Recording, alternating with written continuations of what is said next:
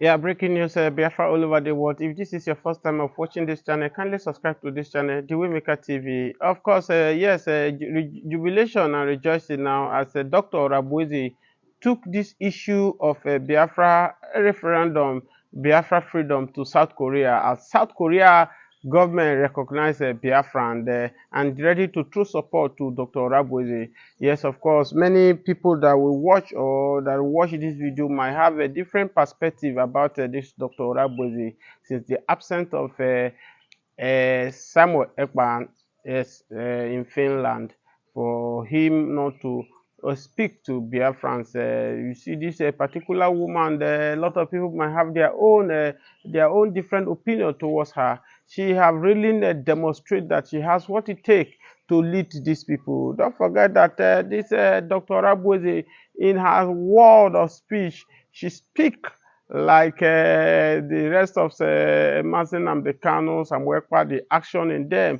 Exactly that is what is given to Biafrans. And that's why many Biafrans, they love what she's doing. And they felt that this woman, you know what?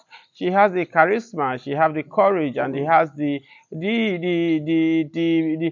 fame to take a Biafra struggle to the next level. Of course, this argument has been on that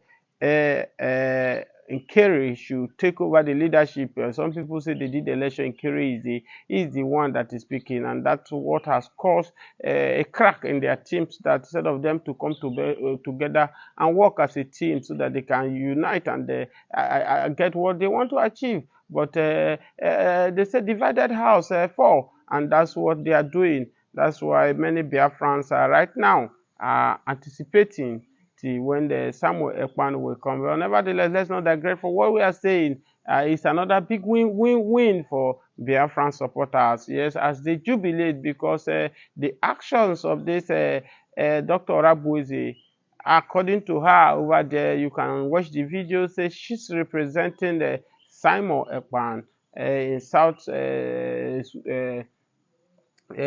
Republic, yes, South Korea. I mean, sorry, South Korea. As the South Korea, they are rejoicing for receiving this woman.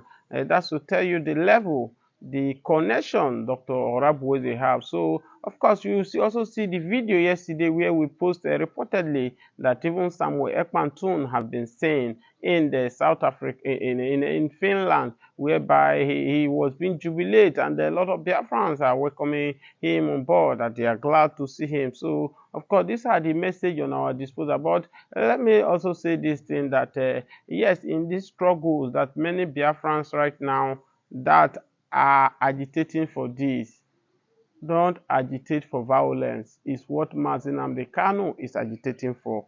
He said, I will not take the route of war. That means what he's saying, that violence is not the issue. Yes, if you are a child that been born during the war, the Biafra World War, you will understand what war means. So yes, there are so many countries who have getting their freedoms through peaceful way, in which not through war. Yes, of course, and that, I believe that that's what the visionaire Mazen Kanu is trying to do by all means. That's why he's paying dearly for it to achieve their France without causing another war that will take the lives of many Biafrans over the world. Yes, we give this channel what we do. We bring any news we see concerning Biafrans in Nigeria. We bring it to your doorstep so that you'll be able to see it and know what is going on. Please, you are watching this, us, kindly subscribe to this channel and click on the like button. Maybe peradventure you don't like what we are doing, you can drop your comments. As we read your comment, we read comment, then we can adjust or we can come in another angle. So if you love what we are doing, kindly subscribe to us. Yes, Dr. Rabos, you can see the video there. Yes, it was the South Korea are very happy to receive this woman in their midst. Now, what is the next phase? Some people are saying now that with this revelation that the US, which is being championed by Donald Trump, revealing about the sponsor of Boko Haram, might likely trigger Donald Trump to react in the freedom of Biafra. And don't forget that Yesterday newspaper, 201 Nigerians are about to be deported from US to Nigeria. And if you check the statistic of those 201, you could see that maybe 100 might be the Biafrans that are about coming, because one of the things I keep saying, that if I have opportunity to meet Trump one-on-one, how Trump can easily achieve his aim of depopulating the blacks from America is to look into Africa and see what is the challenge of Africa. One of the challenge of Africa, don't forget that Nigeria is the giant of Africa, where we have almost 250 million Nigerians living in this country. And one will feel that the way things are going, the way our leaders have demonstrated, is as if this country continue like this, we'll be getting frustrated. So therefore, this country has to be restructured or divide this country, let everybody go on to their own region. Remember, I keep saying it, even prompt to the election in 2023, I said whether Peter Obi win, whether Atiku win, whether this Tinubu that is now a president win, they cannot do different. No one build on a bad foundations, and you expect the building to stand. The Bible makes us to understand that if the foundation is being destroyed, what can the righteous do? The only thing the righteous can do is to destroy the foundations and rebuild the foundations. So Nigeria foundation is faulty. Nigeria foundation is weak. It needs totally to be destroyed, and that's why you are seeing that even the little Tinubu is doing is not saying everyday basis. Tinubu keep unpopular in the street, even in the southwest where he came from. It's not more popular anymore because hunger dey kpai people. Hunger is leveraging Nigeria. Many Nigerians cannot eat 2 square meal again. So what am I saying in essence? Until this Tinubu ready to restructure this country or divide this country, so that many the Oduduwas, the Biafrans that want to go, let them go, let everybody go and start their country and start the foundation afresh. We will not go anywhere. We are always just prolonging the evil days ahead of us. Okay? So for me, do the needful. In this current Nigeria, I keep saying it without the number. If you like, go and bring angel from heaven to come and rule Nigeria, to come and be president of Nigeria. Nigeria cannot move forward. We cannot get to where we want to go to. Look at it this way. The atrocity Buhari did for 8 years can never be compared to any president that has ever ruled Nigeria. The 8 years of President Buhari was a disaster, was a destruction to Nigeria, which I doubt if Nigeria can come out from it. Now, in the turn of Yoruba man is the president now. Yoruba man has not spent 2 years. The Hausas are complaining that his government is bad. Now, the Yorubas are telling the Hausas, your brother was there for 8 years that destroyed this country. What did you say then? Now, you judge that is watching this video, how do you think that this country can move forward in such manner? That if an Igbo man come and complain, oh, President Bola Ahmed Tinubu, you are not getting it right, the Yorubas we remember the Igbos, that is because your brother lose 2023 election. That is still because of that, you are the grievance that you are using it to judge President Bola Ahmed Tinubu. Now, within you, how do you think a country can move?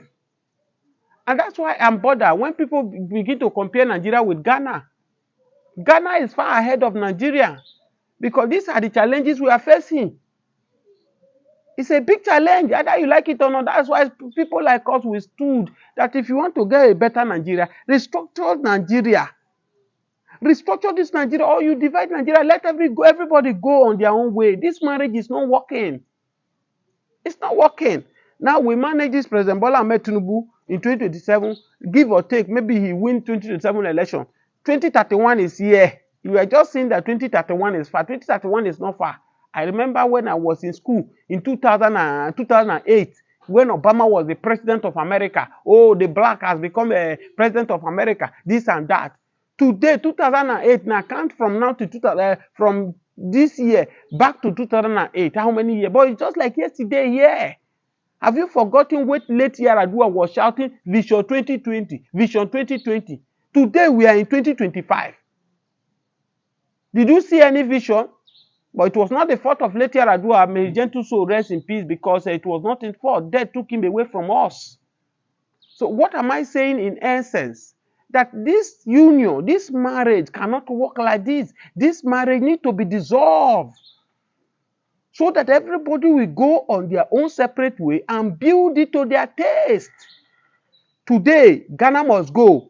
Back years then, that the Ghana must go. Ghana must go. Today now, reverse is the case. Nigeria must go in Ghana. Because thousands of Nigeria are trooping into Ghana today.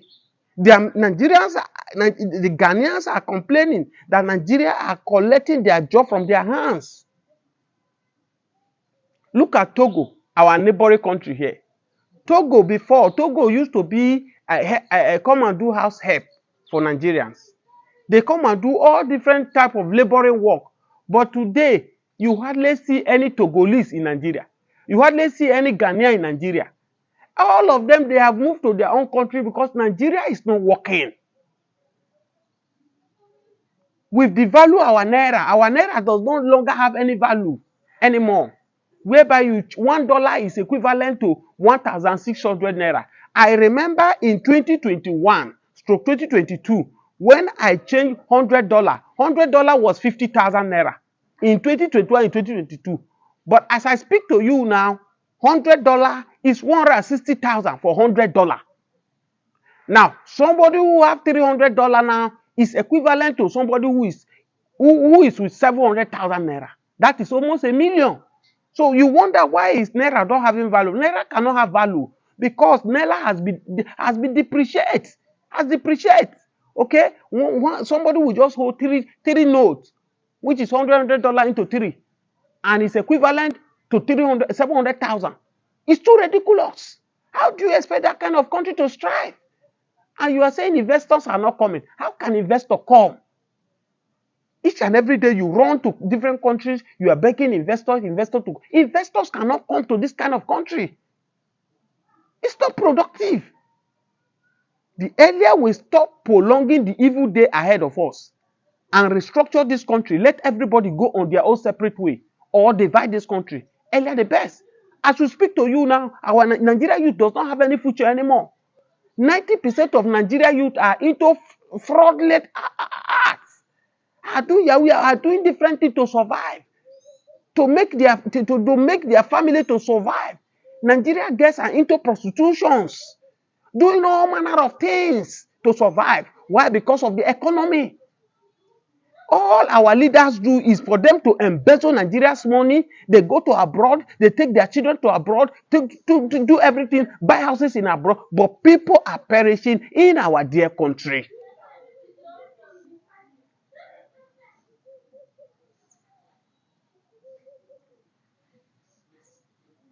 How long are we going to continue like this? Do you know how many people now that are dying of starvation in Nigeria? That they don't even have of hope of what they are eating. Some people, as they break, their fear is that what are they going to eat with their family member today? That is the problem Nigeria are facing. As I speak to you, many people, even when you talk about shelter, they don't even have a place to lay their head. Because in Lagos, where I find myself, landlords keep on increasing their rent. It's not even every year now. They give you note ahead. Increasement is not maybe like a 50%. They increase 200%, 300% right now. That is the situation we find ourselves in. How can people survive? Thank you so much for joining me on this video. Please kindly subscribe to us and like this page, drop your comment. I see you on my next video again. One love. People that their blood was shed are the one hurting him. He cannot sleep any longer. People blood, he's seeing people blood, and that's why he does not have a choice for him to come out and confess to Nigeria that Igbos are not the one that carried the coup. So if he have done this thing, what is stopping the federal government to release Mazi Nnamdi Kanu and go and dialogue? If dialogue will work, they are holding that man unlawful. He was being kidnapped in Kenya by the Buhari government, which I think was Fulani agenda. That's why you see average Fulani now will not allow Mazi Nnamdi Kanu to get his freedom. because they know that if he come, he will keep exposing their secrets. Yes. The USB as a nation and as a legal entity. Yes, this is a massive one, and in this video we shall be showcasing and also exposing every single thing that has happened or happened behind the scenes, so you can understand how Mr. Donald Trump got to realize the movement called USB, and he had to place his own official and presidential stamp, making it a nation, a widely recognized nation all over the world. Yes, this is going to be a very, very interesting video, and I urge you to watch it up until the very, very end. So the question here is, how did this happen, and who brought the movement of the USB on the desk of Mr. Donald Trump? Well, let's start from the very first day. On the 16th of November 2024, Mr. Simon released a post on his Twitter page. Shown right now on your screen is this post. It states, "The giants of Washington DC are all joining the government for a good history that is about to happen." And this was released last year.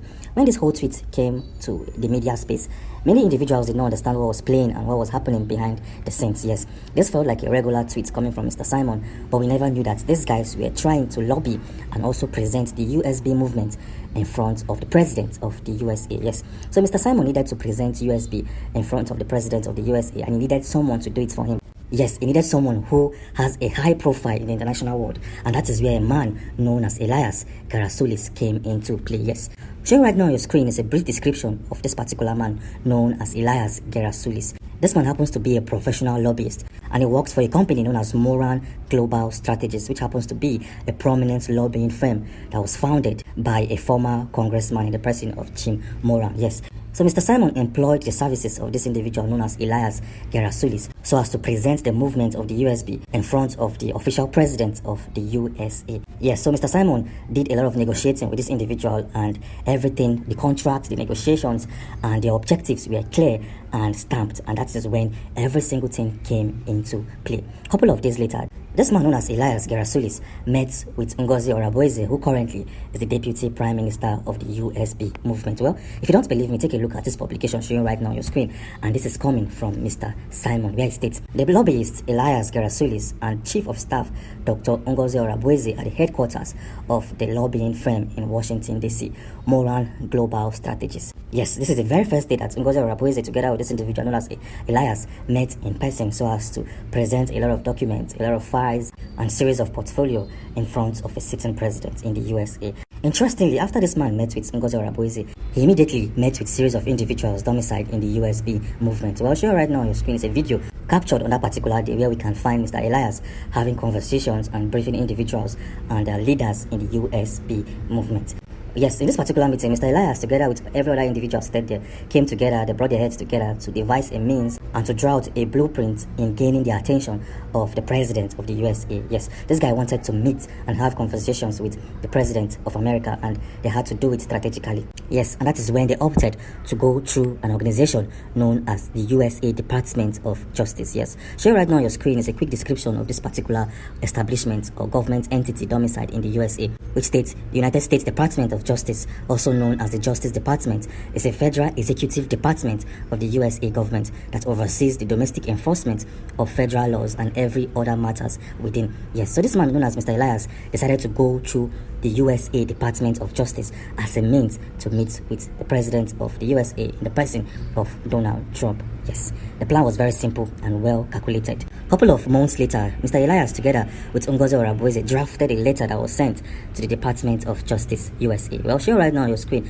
is an official document, an authentic document coming from that government body domiciled in America. As you can clearly see, it states registration statement pursuant in the Foreign Agent Registration Act of 1938 as amended. And when you take a look at the name of the registrant, it states the USB government. This is actually a fantastic one. Well, that is not even all. Yes, that is not even all. On the 20th of February 2025, NGOZI ORABUEZE came out to expose one of the biggest news for that particular movement. Well, showing right now on your screen is a post or a tweet coming from our official handle. It states, and I quote, "Breaking, Department of Justice registers and recognizes the USB as a foreign nation with its cabinet members." Yes, we are no longer an agent organization. We are a nation with all the laws protecting a nation. And when you look down below, you will see that same document I just showed to you together with the seal of the USA Department of Justice. This is a big one. So how did this even get to the table or to the desk of Mr. Trump? Well, well. Let me show this to you. So right now on your screen is a publication coming from the BBC. It states, Trump rewards personal lawyers with Justice Department post. Yes, so this is simple. Donald Trump rewarded some of his loyal lawyers in different positions.